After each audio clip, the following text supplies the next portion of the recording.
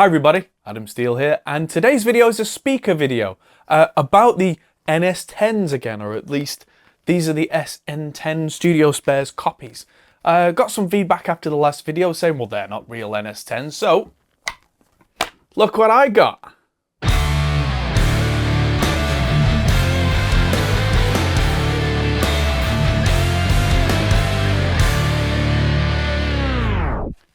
So these I bought with money from Patreon, so big thanks to the supporters on Patreon because you really helped me to do mad stuff like this. I got these from a friend of mine, Stephen Platt, who was the guitarist in Devon Townsend's band recently and is an all-round great dude. And he was selling his NS10M Studios. There are different versions of NS10s, which I have learned. And he was selling a pair with 3 spare woofer drivers because these can blow and it's good to have spares, so I thought that's a great deal. And it wasn't for a huge amount of money, which I have seen NS10s going for $1,000 or more, but these were not that much. There is a bit of kind of muck on the woofers, but it won't affect the way they sound. And these being the studio model and not just NS10M, they shouldn't have the super bright piercing top end that the originals had, where guys like Bob Clearmountain would put tissue paper over the tweeters because they were so bright. These won't have that. But it comes back to the old question, you know, why would I use these and not some super modern speakers? And one of the reasons is this little bit that's really hard to show on the camera. So the speaker paper is kind of bent into shape. And then cut exactly there rather than trying to bend it and mold it. It's stiff paper because it's then stiff in a cone formation, and the little strip there, what that does, accidentally or otherwise, is that dampens the speaker so that the transient response is now really, really stiff. So instead of the speaker kind of producing some bass or something and then going afterwards, it's dampened so it'll go and just stop. And that means that in the vocal range, this is super accurate because it's not kind of flapping around because of the low end that's being put through it. It's got a much more accurate response where, arguably, especially for mixing, it really matters. They don't sound particularly nice, but that's where I use Sonarworks' Sound ID reference, you know, Sonarworks. And it makes all the difference.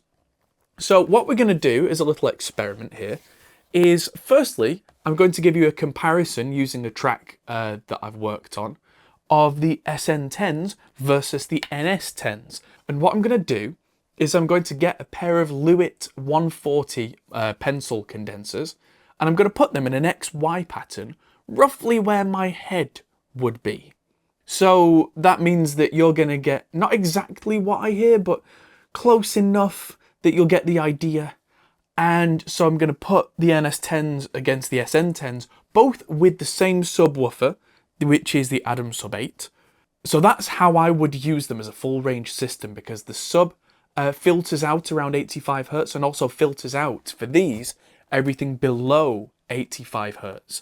I'm using the Yamaha P3500 high-powered amplifier for these because these are passive speakers. They don't have amplifiers inside, so they need a decent amplifier that's got a good set of characteristics to faithfully, you know, make these do what they're supposed to do.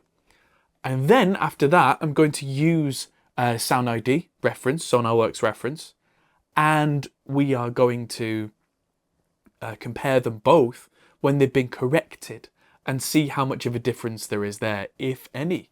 Because arguably there shouldn't be any difference. In that case, we know the clones were good. Studio Spares don't make this version anymore. I don't know whether there was some cease and desist or anything that happened. I don't know. But they don't make that. They make a Mark III version now that looks nothing like.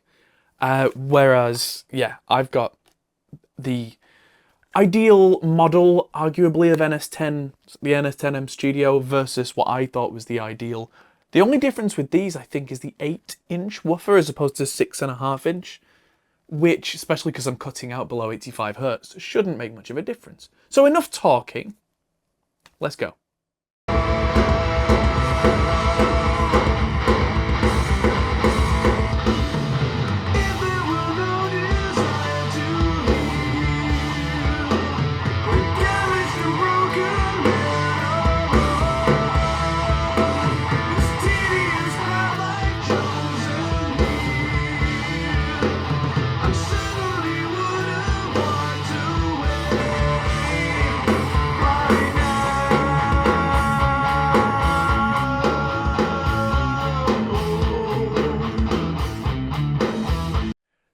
there we go. With that comparison, there was an interesting kind of slight change there. I felt in the room like the real NS10s were a bit more neutral sounding.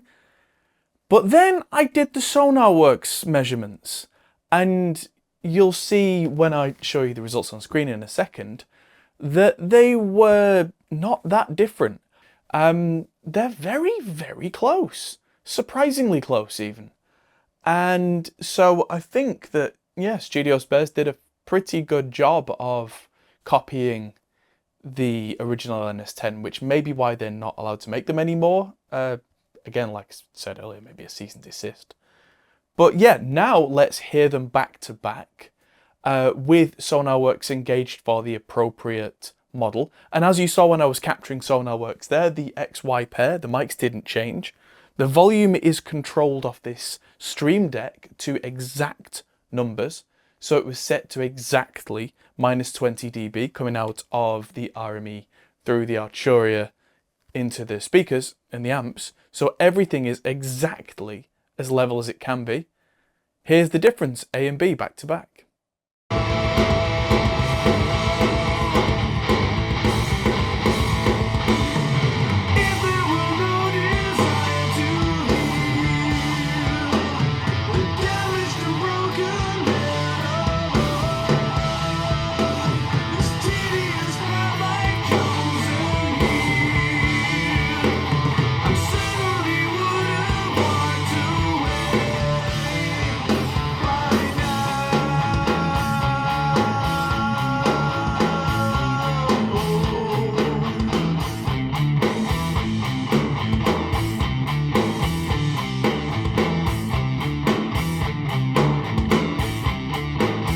So there we go, very similar, but not the same.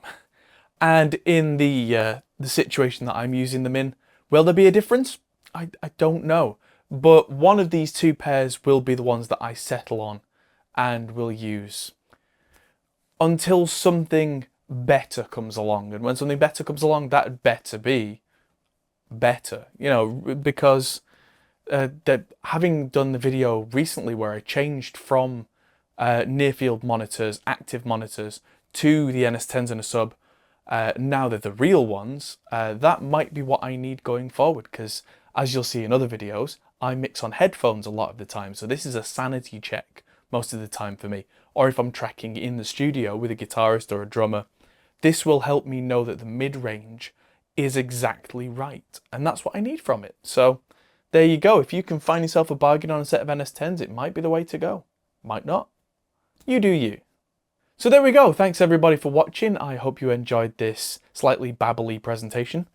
And there's always more to come. There are more videos on Reaper and production and tips and tricks and advice and all that kind of stuff on the channel that will be happening very soon. So thank you everybody for watching, and I'll see you in the next video.